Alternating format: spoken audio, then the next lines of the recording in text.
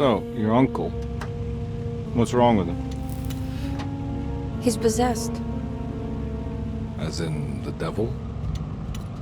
Something like that. He says a dark man is following him, watching him at all times.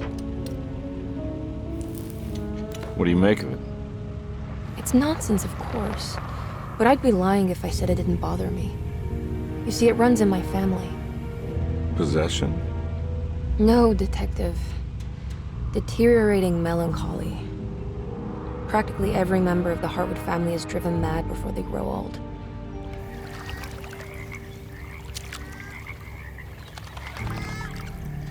But Jeremy didn't kill himself. Is that why he's at your setup? Despite being convinced that he is truly possessed, he decided to put his last chips on Dr. Gray and his psychoanalysis, figuring he might stumble upon some cure.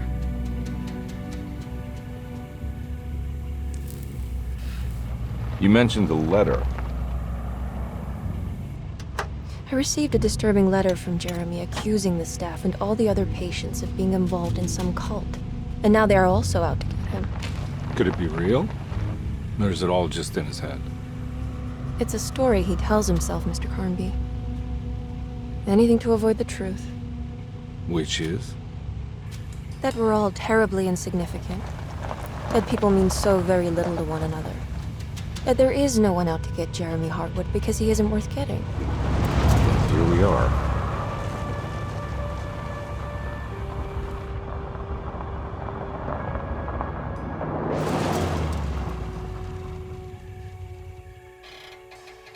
My uncle's not well, Mr. Carnby.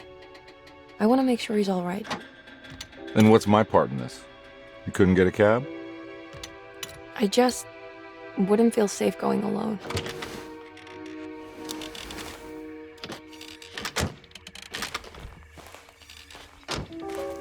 Did you bring a gun? Yeah. You think it'll actually come to that? No. But you might need to wave it around depending on how agreeable the staff will be. What exactly are we gonna do when we find Jeremy? I don't know. Let's just find him first.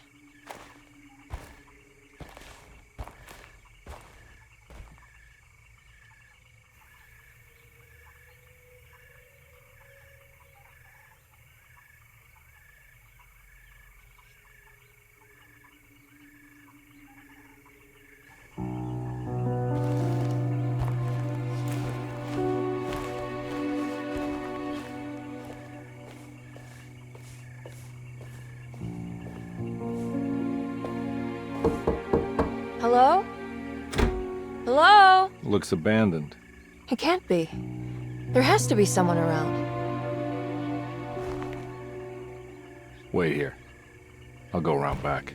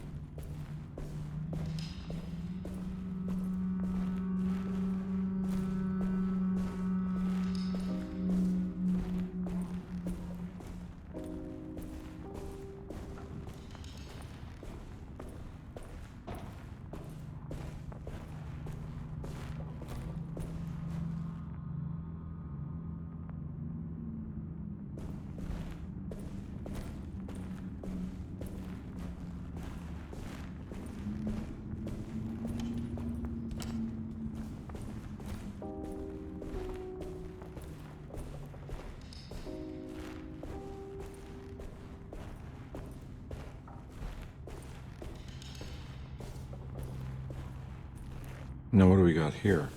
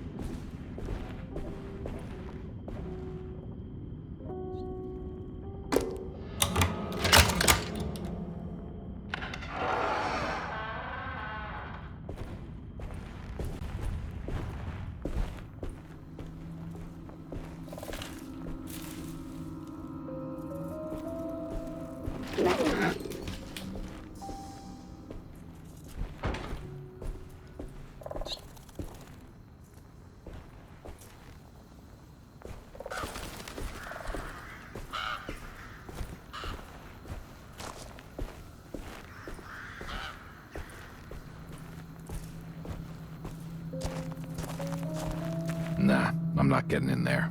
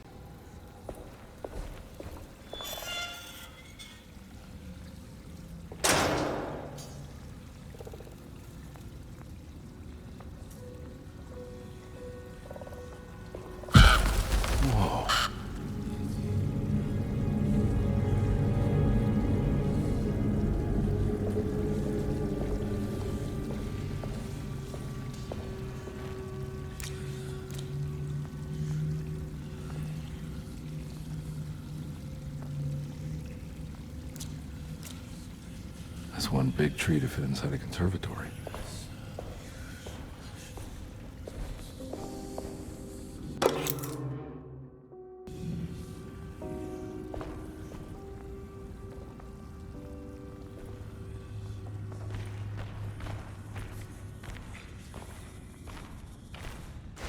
Huh? What?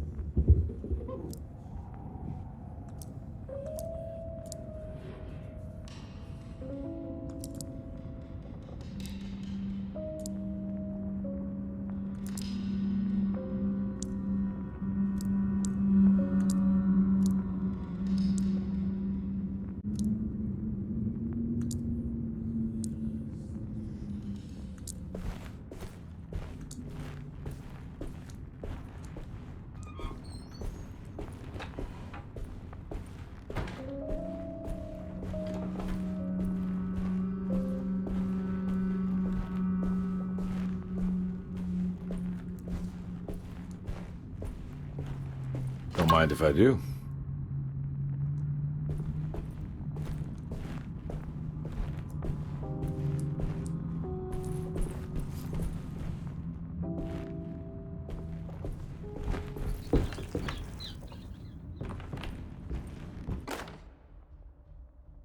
Every day your silence weighs a little heavier. It's been a difficult year for everyone, and many have lost all hope. I read in the papers about people suffering. Pictures of dust-covered landscapes without a drop of water. I wish I knew if you were still tending the earth or if you had turned your back against us. I have started to look for help elsewhere. I pray you will tell me if I am going down a path that you find disagreeable. With help from Baptiste and Charlotte, I found comfort in the practice of the voodoo. I have long been skeptical of that Caribbean cult, but it's been of good use to me. It seems all harmless in my book. I say some words dreamt up by the Creoles, and I carry around a small pocket of gree-gree. Nothing of this is mentioned in the Bible, of course, but the French Quarter priestess tells me it's all connected. She says the Christian God is just one more perspective on the creator of things. That's what I like to think, but the other way around, that the spirits of her faith are just aspects of you, our Heavenly Father. I am so grateful for the words you gave Mr. Hartwood. We will sing your praises at St. John's Eve. The world will be blessed soon again. Only the sacrifices of the Old Testament compare to your demands. Let it be the truth. A mother of earth, wood, and dirt. A mother of 1,000 young. Sacred sand, $1. Black cat oil, $1.50. Devil shoestrings, a quarter. That makes $2.75, madame. What was that you were telling the doctor? A goat without horns.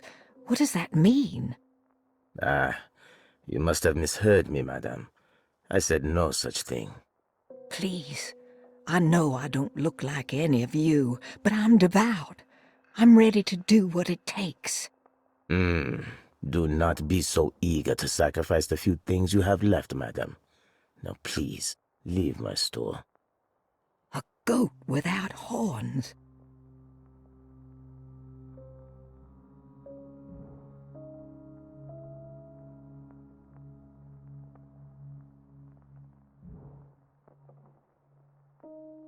Every day your silence weighs...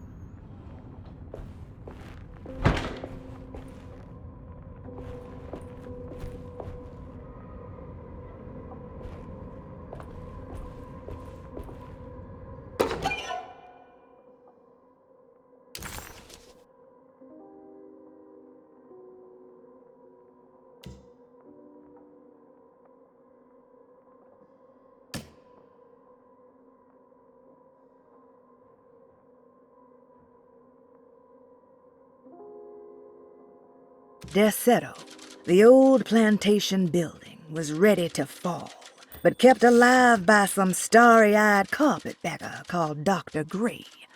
Seeing how the staff couldn't even be bothered with answering the door, Detective Comby figured they would just head inside and grab Jeremy. He just needed to open the front door for Emily first, so she could talk to her uncle.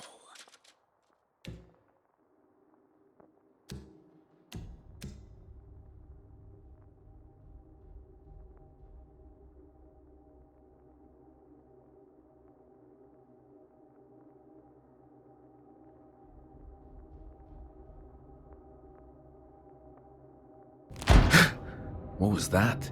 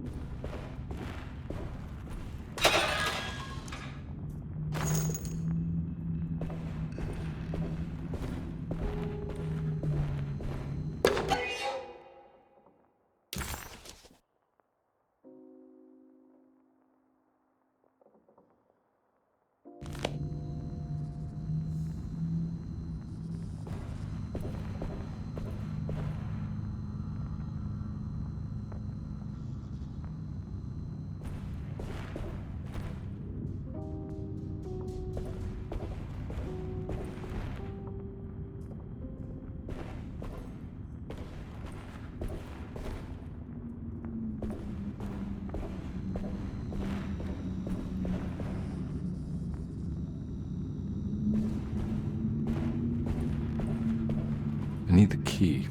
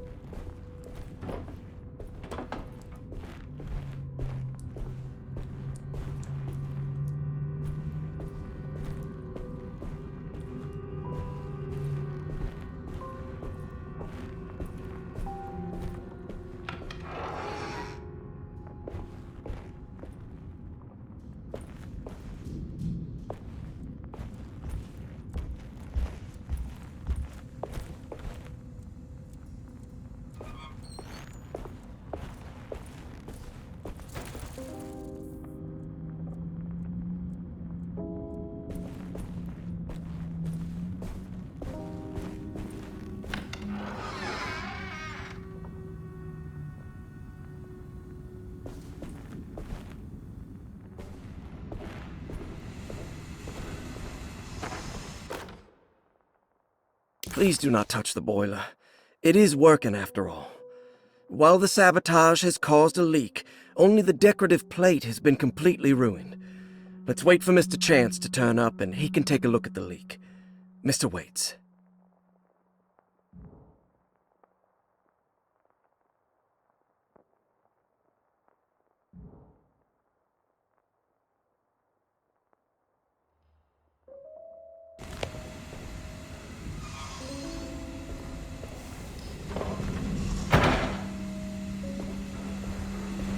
That doesn't look safe.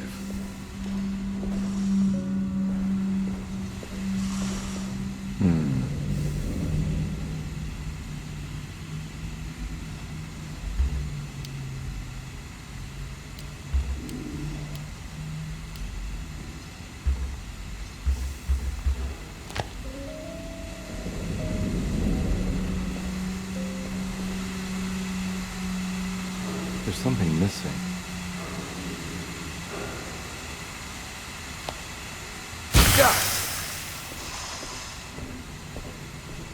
Huh.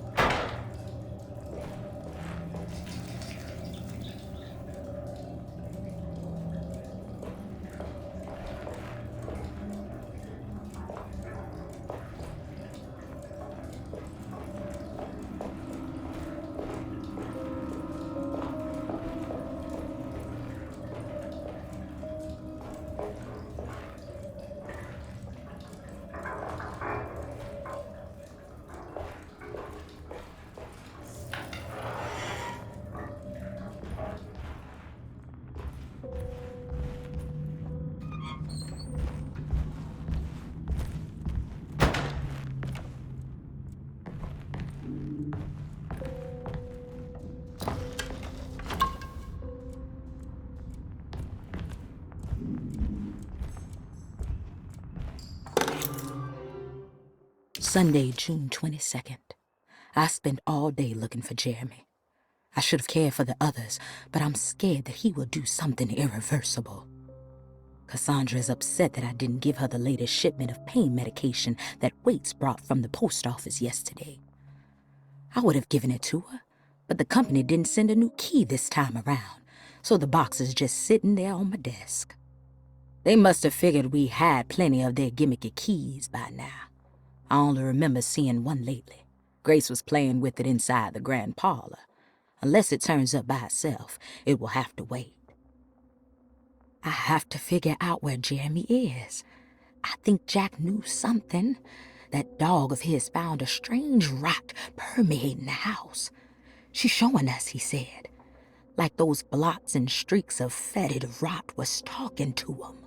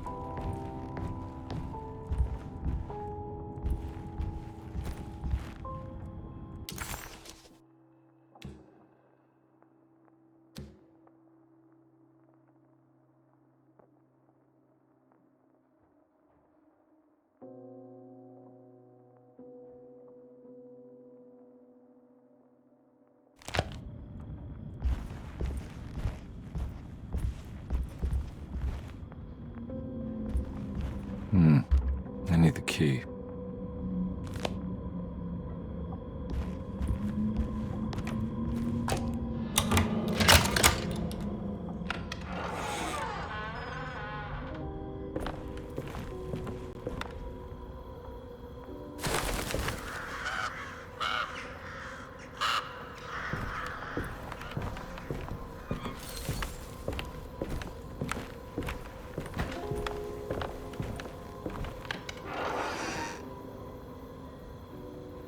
Oh.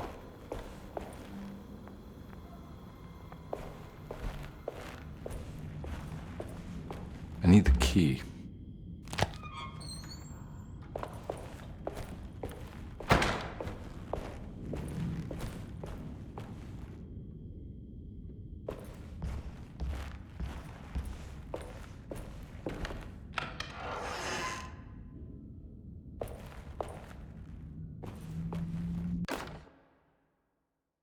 The Great Depression. President Hoover raises tariffs on over 20,000 imported goods in an act to protect American labor. Following the collapse of the Wall Street stock market on October 24 last year, American industry has suffered greatly. Thousands of companies have gone bankrupt and left a large part of the American workforce unemployed. In an attempt to turn the tide, the Smoot-Hawley Tariff Act has been signed by President Herbert Hoover. By regulating commerce with foreign countries, the government hopes to encourage the industries of the United States to compete with cheap foreign imports. Superstition on rise. New Orleans voodoo stores and spiritual mediums see increased profit during troubled times. While the market has faced hard times ever since Black Thursday of last year, voodoo doctors and snake charmers see significant rise in number of customers. With the coming Eve of St. John on the 23rd, the police expect increased cult activity around Bayou St. John, the southern shore of Lake Pontchartrain. Voodoo rituals in that area on the Eve of St. John have a long tradition reaching back to the first snake worshippers brought as slaves from West Africa. During the 19th century, its practice was popularized by the legendary Marie Laveau, and has since been embraced by many of the Creoles and the surviving aristocracy of the French Quarter. Author seeks asylum. Rumors regarding author Cassandra Beauregard making Derceto her home verified. Derceto Hospital is an old plantation building on the eastern shores of Lake Pontchartrain. While often considered an asylum for the insane, residing Dr. Elmore Lee Gray prefers to think of it as a convalescent home, a place where you can go to rest. The patient list is kept secret, but thought to include many of the black sheep of wealthy families, because at Derceto, treatment does not come for free. Local author Cassandra Beauregard has now been confirmed by her own admission. She's been lauded as a powerful Creole voice and written many successful books. Lately it was reported from Hollywood that she has finished a moving picture manuscript titled Slaughter Gulch. That film is set to hit the theaters next year.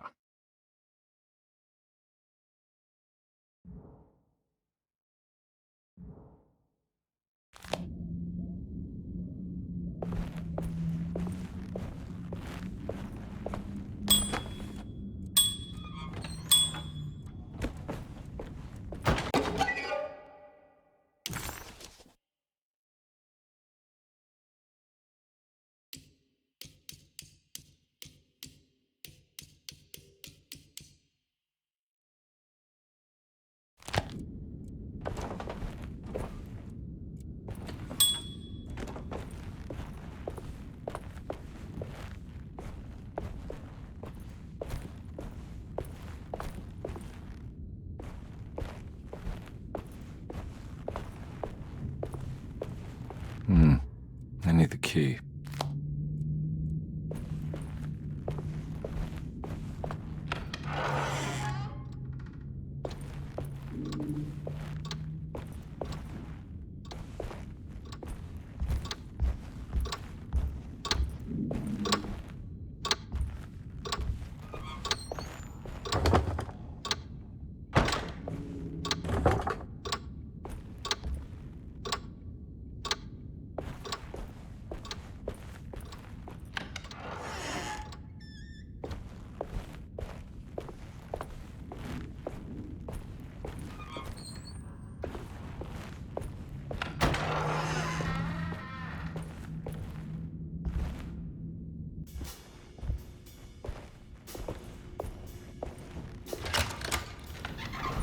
Thanks.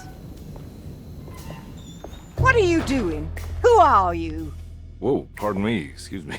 My name is Edward Carnby, private investigator. I hope you don't mind we let ourselves inside. I do mind. This is private property. You can't just barge in here. I'm sorry about all this, but I'm looking for my uncle. It's urgent, and no one was answering the door. We can't hear you knocking anymore. None of us can. Who is your uncle, darling? Jeremy. Am I right? She has that Heartwood gloom, doesn't she? That's right. I'm Emily Hartwood. I just came to make sure my uncle is all right. Well, he is unavailable right now. You will have to come back another day. Unavailable how? Is he sleeping? We can wait. He's lost.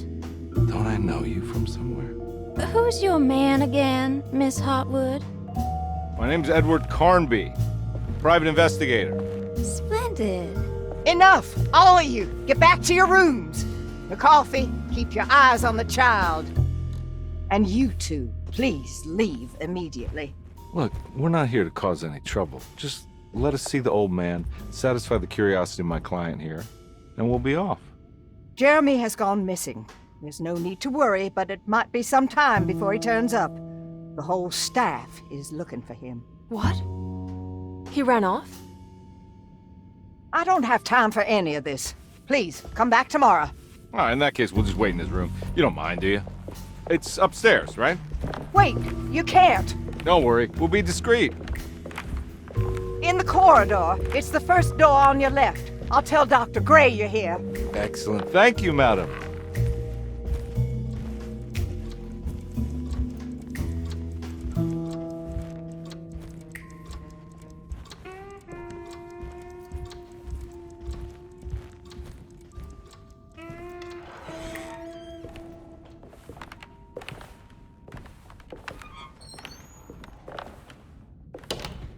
All right, here we are.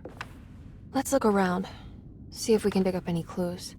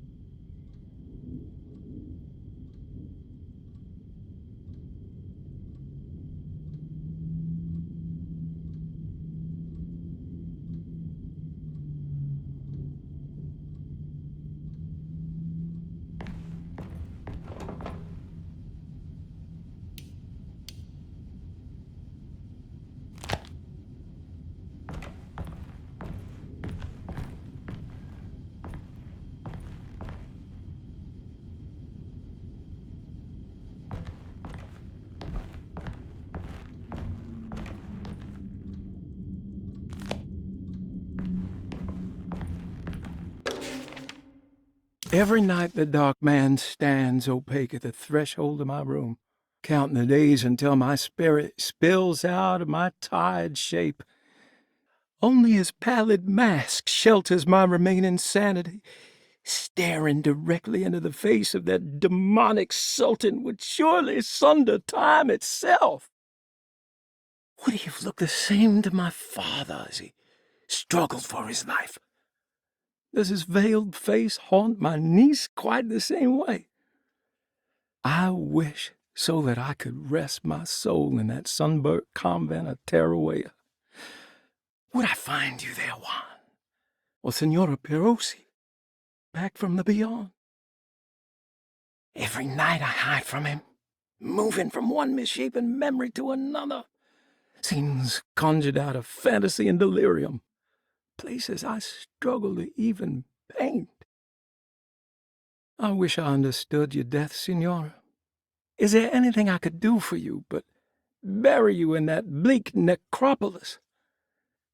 That triumphant chapel rising above the ledges and the oven vaults shall be your sepulchre, where you may rest, and I shall weep.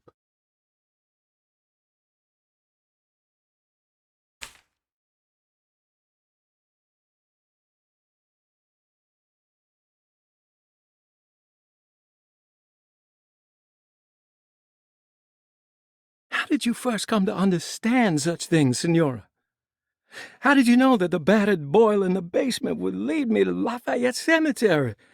Or how the old upstairs clock, with its astronomical motifs, would take me to that hateful mound outside of Claremont Harbor? Those are my memories, my past. Is there perhaps a chance, if ever so small, for me to see Tarawaya? Oh, I want that more than anything. Please, let my talisman take me there. Let me sit with Juan under his Bodhi tree. Despite having sold me that talisman, Miss Jackson, the voodoo priestess, revealed none of her secrets to me. That's why I had to travel to Tonka. Instead, she cruelly told Baptiste, my caretaker, that he would be betrayed and killed in the most awful way, that the one he loved would pierce his thigh with a sharp spear, and that he would be devoured by his own mother. What a terrible thing to say.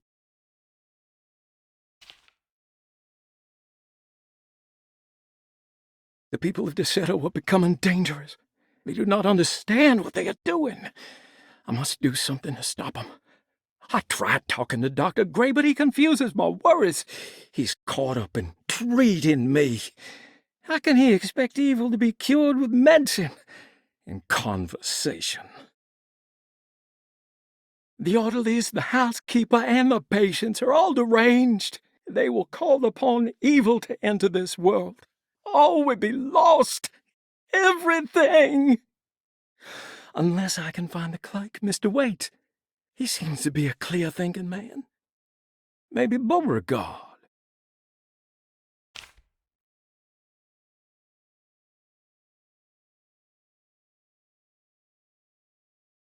The dark man offered me a prison, and I accepted. I signed that miscarried contract and entered the dark pact. Everyone is safe, except for me.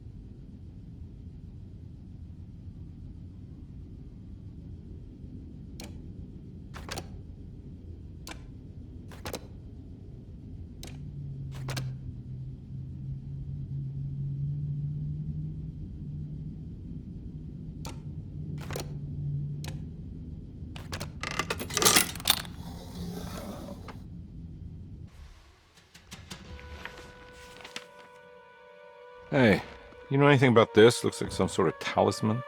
No, I don't. Oh, help me out here, will you?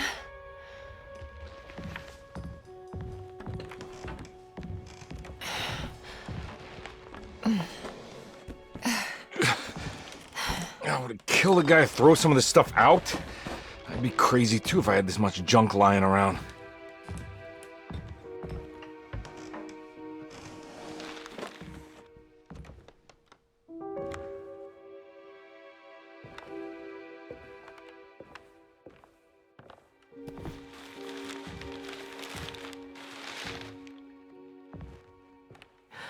Oh, wow. That's striking. I want to save this one.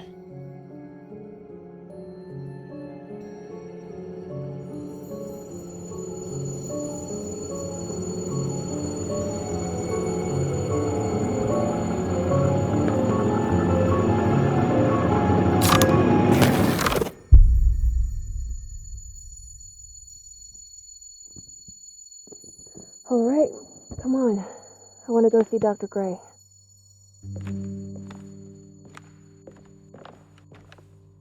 Come on, let's go. Yeah, I'm coming.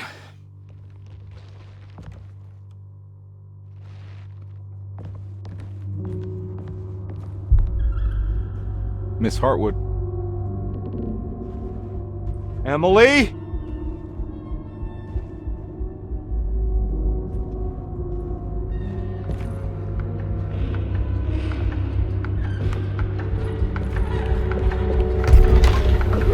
What the hell is going on? Where am I?